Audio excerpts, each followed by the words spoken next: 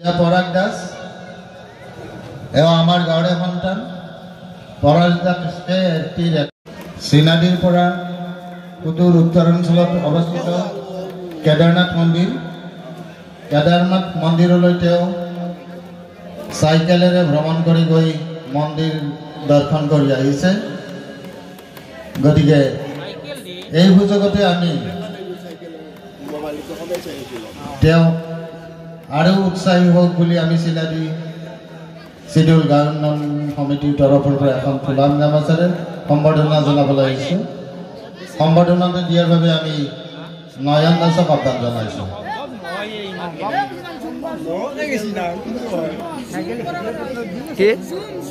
জুম কৰছো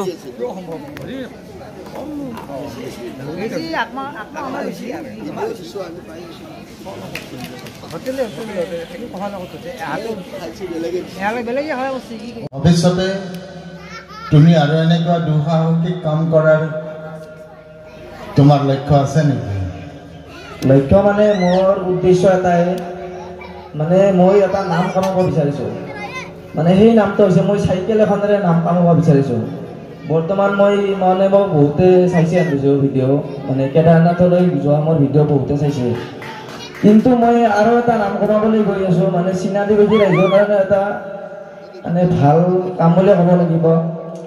মানে মোক যাতে পৰাগ দাস হিচাপে নহয়, মোক যাতে চাইকেল ৰাইডাৰ হিচাপে গোটেই অসমত চিনি পায়, তাৰে এটা ৰেকৰ্ড কৰিবলৈ মই মানে প্ৰচেষ্টা কৰি আছোঁ। চাইকেল ৰাইডিঙৰ কিবা সুফল আছে নেকি? তুমি 4টামান শব্দৰ ভিতৰতে ৰাইজক জনাই দিয়া। চাইকেল ৰাইডিং বুলি ক'লে বৰ্তমানতো গাড়ী মটৰৰ যুগ চলি আছে, মানে বহুতে গাড়ীয়ে চিনি পায়, মানে পাইকলীয়া গাড়ীয়ে চিনি পায়। কিন্তু চাইকেল চলালে এটা ভাল অভ্যাস, মানে ধৰি লওক চাইকেলখন চলালে আপোনাৰ গোটেই শৰীৰটো চৰ্চা হয়। ধন্যবাদ জনাইছোঁ পৰাগ দাসক।